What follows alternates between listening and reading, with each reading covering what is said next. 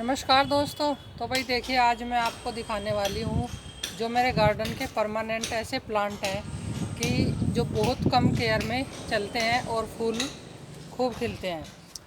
ठंड का कुछ समय ऐसा होता है जब इन प्लांट पे फूल कम आते हैं, नहीं तो साल में 8-9 महीने ये जो प्लांट है ना बोगनविला के, ये फ्लावरिंग करते हैं थोड़ी बहुत ही केयर में। अगर आपके पास भी इस तरह का स्पेस है जहाँ धूप रहती हो पूरा दिन, तो आप इस तरीके के प्लांट रख सकते हैं, जैसे बोगनविला हो गई, गुड़हल हो गए। और दिखाऊंगी मैं आपको अपने सारे ऐसे प्लांट, क्योंकि मेरी छत पे जो है ना धूप रहती है सारा दिन। सुबह धूप आ जाती है और शाम तक धूप रहती है, तो अनुभव से पता चलता है कि हमारे गार्डन में कौन कौन से प्लांट ऐसे हैं जो फूल खिलते रहेंगे और ख़राब नहीं होंगे। एक बार आप लगा लो उनको, सालों साल तक चलेंगे।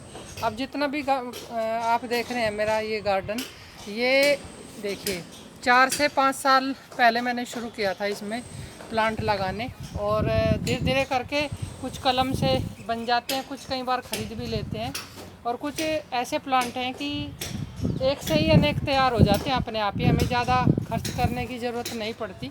और कई बार हम खर्च करके प्लांट लाते हैं नर्सरी से और वो इतने अच्छे चल भी नहीं पाते, क्योंकि हमारे पास उस तरह का स्पेस नहीं होता। कुछ प्लांट छाया वाले होते हैं, कुछ प्लांट धूप वाले होते हैं। तो ये देखना होता है हमें कि हमें अपने हिसाब से हमारे घर पे जैसा हमारा छाया धूप का सिस्टम है उसमें कैसे प्लांट चलेंगे।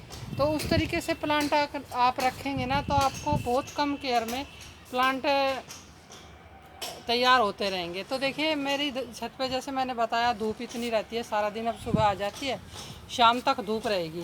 तो मेरे पास सारे ही प्लांट इस तरह के हैं जो कलम से तैयार हो जाते हैं ज़्यादा से ज़्यादा। जैसे कनेर हो गया, ये गोरा चोरी का प्लांट है, अभी कटिंग कर दिया मैंने सभी अपने प्लांट की। और गमले में थोड़ा सा ज़्यादा ध्यान रखना होता है, ज़मीन में तो हमें ज़्यादा इतना कुछ करने की ज़रूरत नहीं पड़ती। और अगर हम जैसे शौक़ रखते हैं गार्डनिंग का, तो गमले में थोड़ा सा ज़्यादा ध्यान रखना होता है, समय समय पर उनकी कटिंग करके।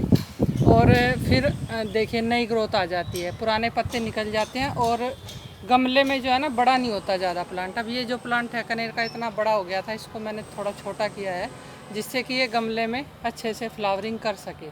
तो ये काम मैंने कर लिया है, जनवरी से ही मैं शुरू कर दिया था अपने गार्डन में थोड़ा थोड़ा सा काम करना। और अब जैसे मौसम चेंज हो गया, मार्च का महीना आ गया, तो इसमें अब धीरे धीरे अच्छे से ग्रोथ हो जाएगी और फूल शुरू हो जाएंगे। ये देखिए ये मेरा नीम का प्लांट है, और ये मैंने नीम की जो निबोली होती है ना उससे ही उगाया था अपने। एक देखिए कितना बड़ा गमला सा है, ये बना रखा है मैंने ड्रम काट के, और उसमें इस बार मैंने इस पर तीसरी बार इसकी कटिंग करी है। तो कटिंग करने के बाद अभी देखिए न्यू न्यू पत्ते आने शुरू हुए हैं। और नीम का जो प्लांट है मैं इसलिए लगाती हूँ कि ये बहुत अच्छा होता है।